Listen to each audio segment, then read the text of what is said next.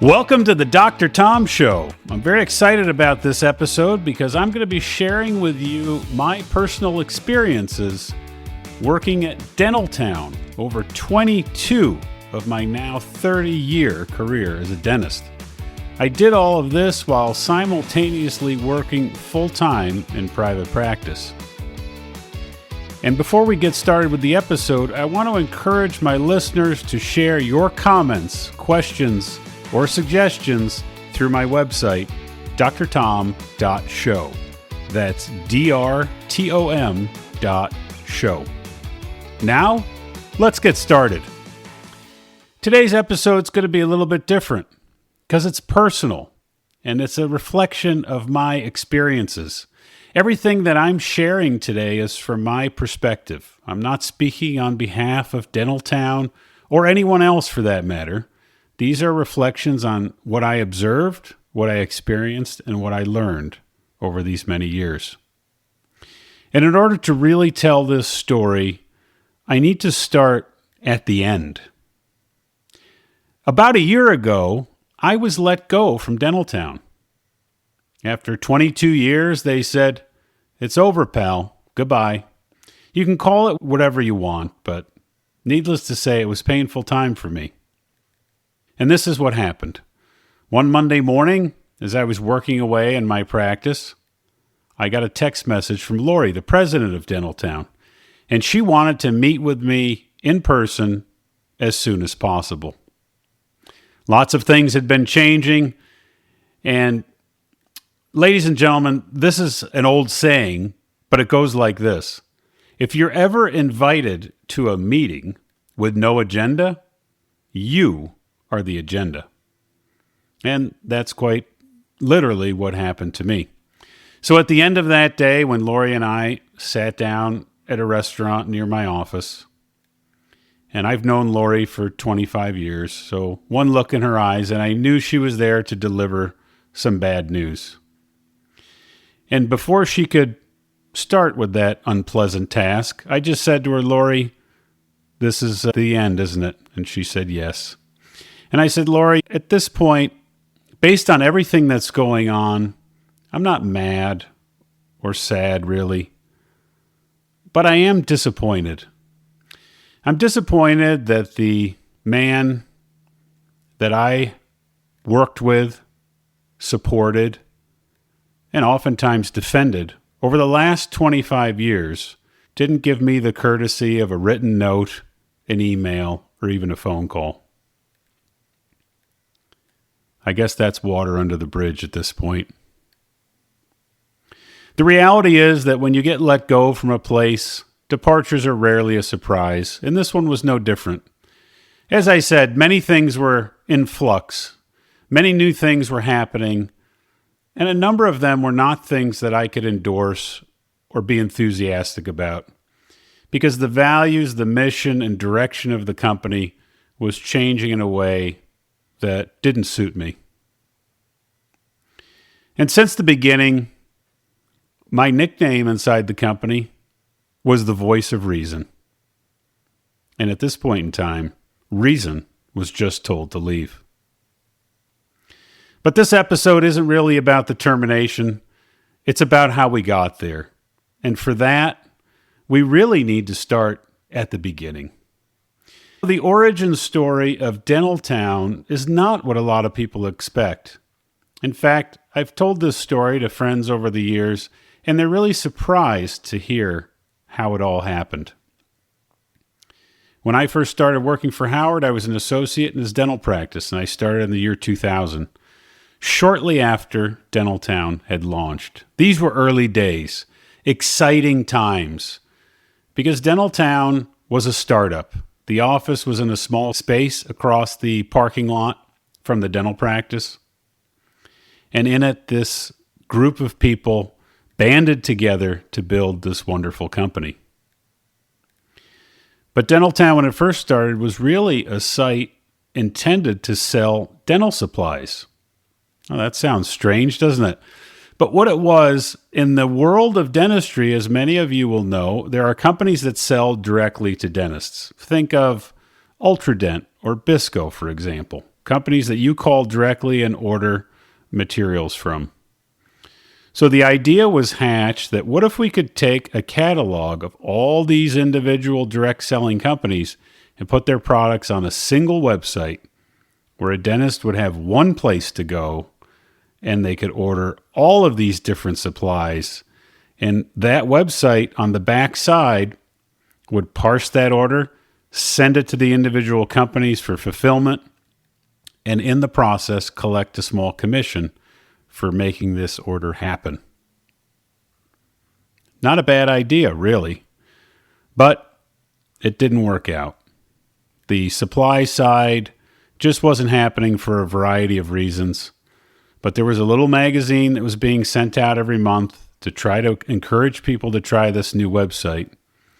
And just as it happens, the company that built the original website happened to throw in a little message board module, just as kind of an add-on. It was an off-the-shelf thing that they plugged into the website so that visitors would have something else to do, a way to communicate with each other.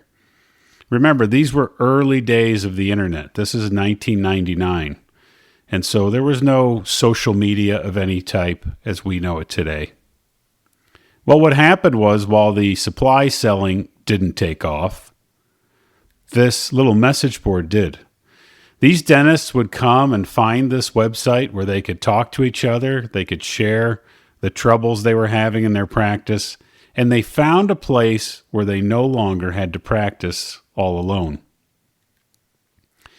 The company made a very wise pivot at this point and began to focus on a community that was developing, because this was a place where anybody could ask any question, share a case, confess a mistake they made, and make new relationships with people that were all over the country and eventually all over the world. To this day, it continues to amaze me the stories that people will share online.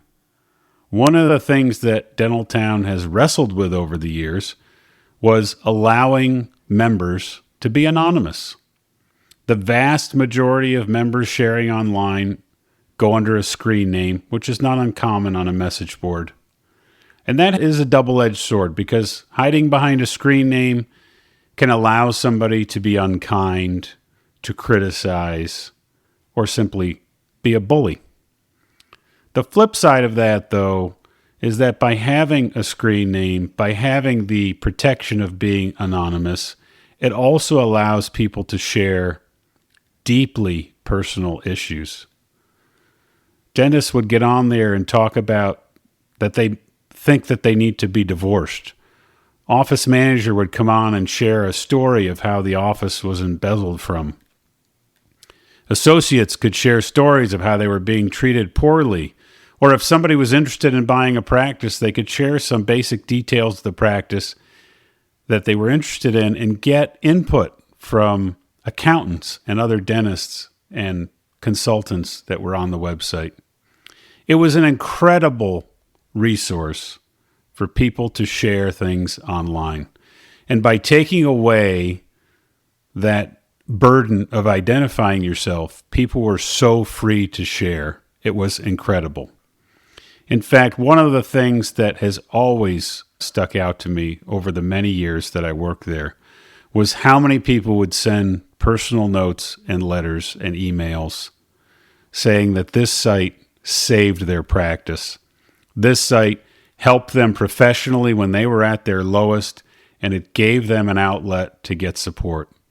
So many dentists over the years would come on the site when they were feeling run down, when they were feeling burned out, or they were having trouble with their team or a patient, and would get the support of strangers all over the world.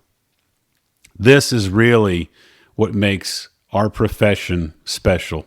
Facilitating our ability to interact with each other is one of the great gifts that Dentaltown has given the profession of dentistry.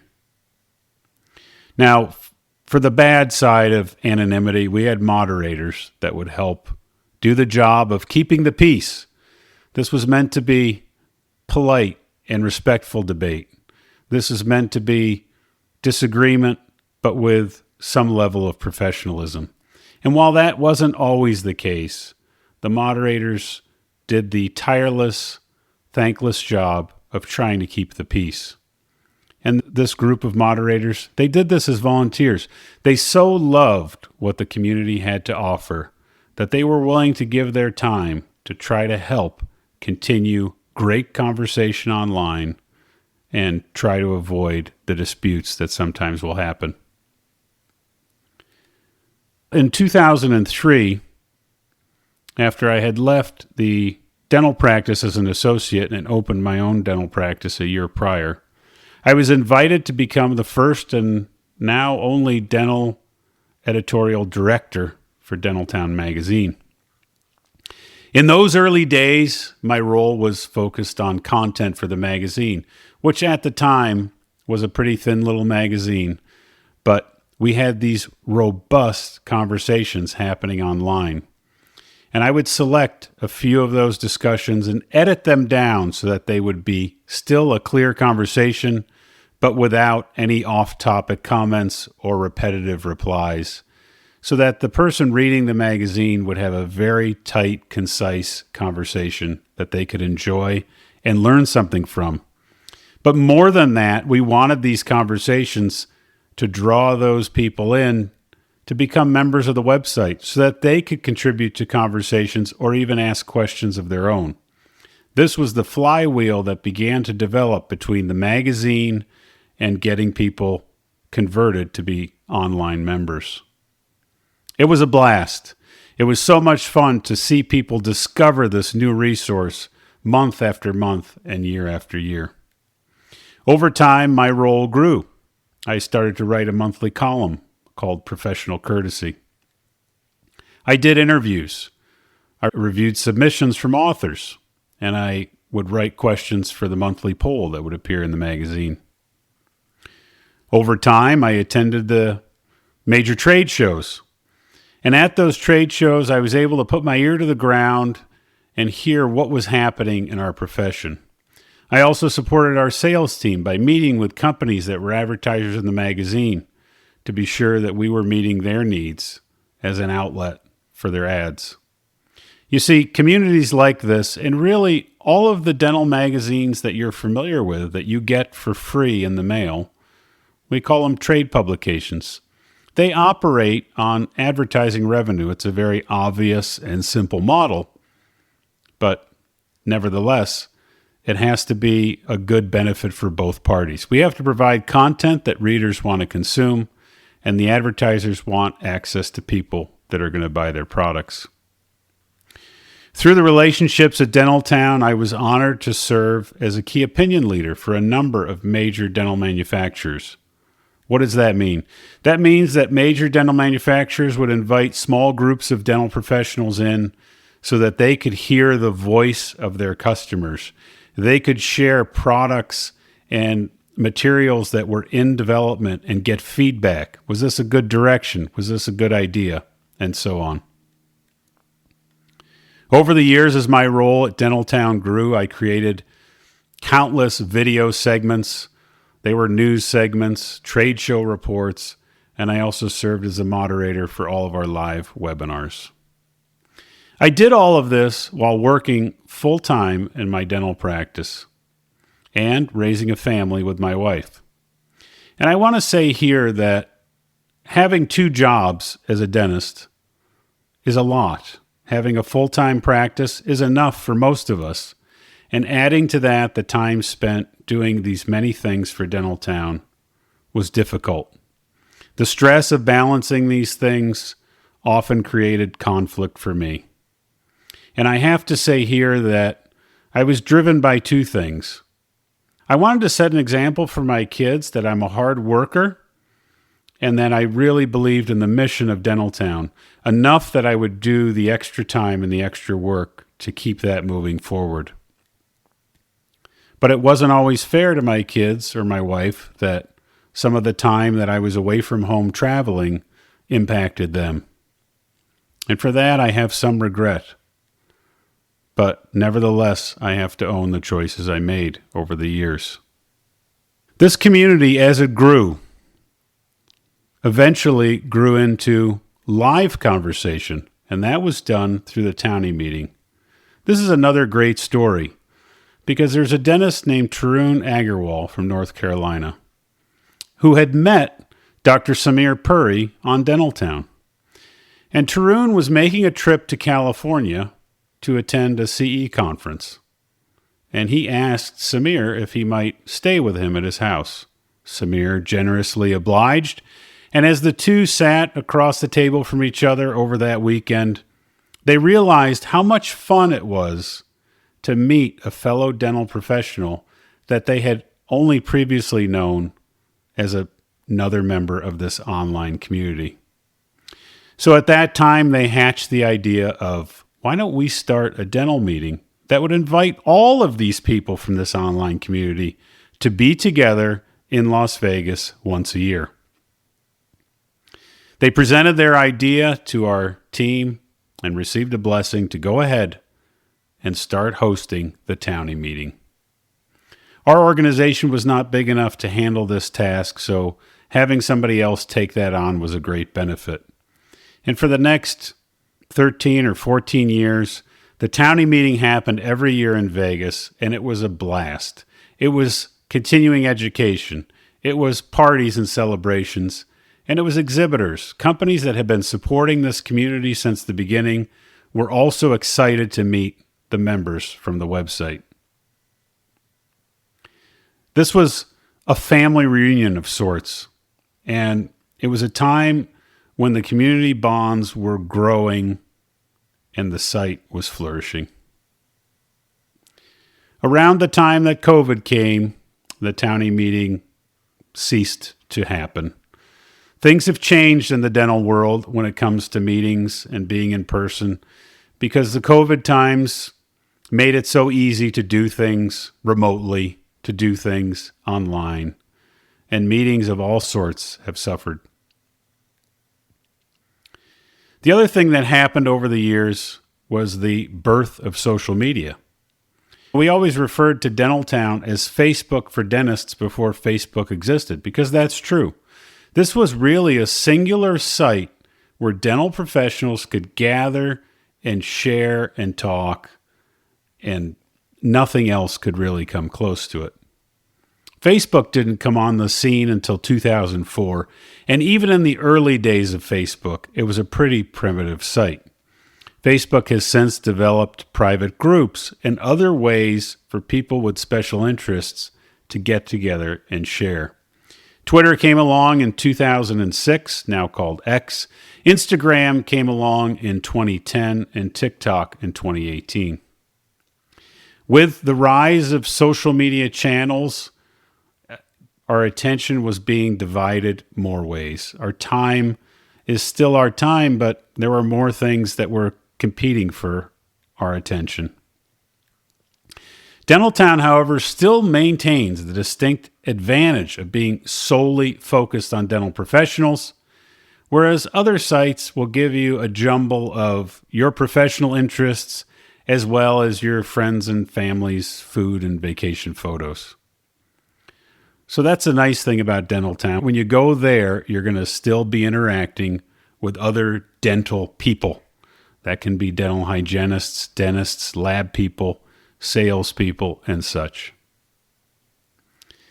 One of the other things, though, that's critical for social media companies of all types are the influencers. Any social media site will have maybe 1 or 2% of their population of members that are really frequent and excellent contributors. And all of those sites that I mentioned began to create opportunities for monetization and brand control. And those things didn't really exist on Dentaltown. The members of Dentaltown benefited because they got access to a free site and some great resource. And the best contributors had the opportunity to make a name for themselves, which many did. But one of the things that happened over the years is that some of those great contributors went to other outlets. They found other places where they could have more control over their platform, their brand, call it whatever you like. and the other major social media sites understood this. Because any site online, similar to the trade magazines I talked about earlier, they make their money from the people that are visiting the site. You're not paying to use any of these social media sites, so they're selling the eyeballs, so to speak, by placing advertising intermixed with the content people are consuming on their website. As Dentaltown, following that same pattern, collected millions in revenue over the years through advertising, there really wasn't a mechanism in place to reward the top contributors that helped with that growth. So as people would leave for other opportunities, that affects the amount of interaction on the website, because these are the people that are generating the conversation, and these are the conversations that people are coming to read. In my opinion, if you don't create incentives for your most valuable contributors, it becomes harder to retain them. One of the examples would be Dr. Samir Puri, the guy who co-founded the Townie meeting. Well, at one point along the way, he left Dentaltown and started his own online community for CEREC owners that was called CEREC Doctors. Nowadays, I think they refer to it as cdocs.com. They had great success doing that, and that's just one example. Fast forwarding to the more recent times, the continued competition for time and attention had fragmented our loyal audience, and this decline, combined with other factors, led to the founder's declaration that Dentaltown would become an AI company. What did this mean? Lots of ideas were kicked around, automating everything from sales to accounting to editorial, building an AI practice management software that could talk to QuickBooks, and a chatbot based on 25 years of member-generated content. Since this has always been a community to me, some of these were difficult concepts to wrap my head around. The chatbot, though, seemed very timely because we were at this time seeing early versions of ChatGPT, Gemini, and others. So think about it. You have 25 years of content, millions of posts. If you put those together to train a chatbot, you could now talk to the sum total of knowledge shared by all of these thousands of dentists over the years. But I went into voice of reason mode and started to ask some questions. If the chatbot is going to answer most of the questions, why would we continue to interact with each other?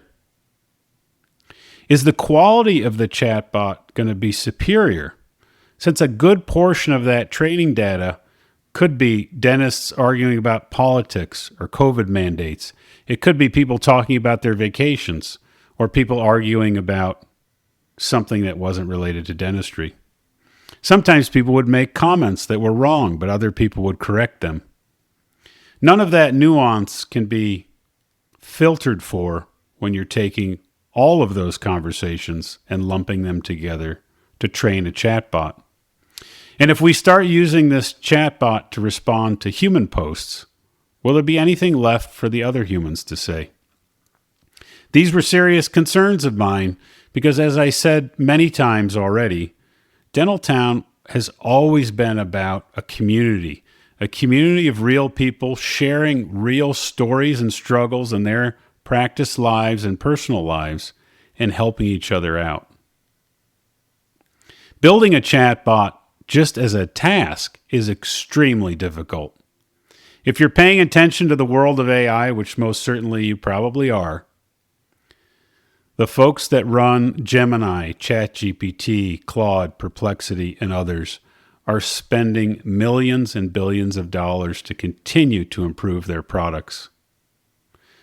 So, could our little chatbot compete with the answers even on dental topics that those other providers can share? I'll leave that to you. But as we approach 2 years since that bold promise was made, the chatbot still has not been released on Dentaltown. AI has replaced some of my duties, however.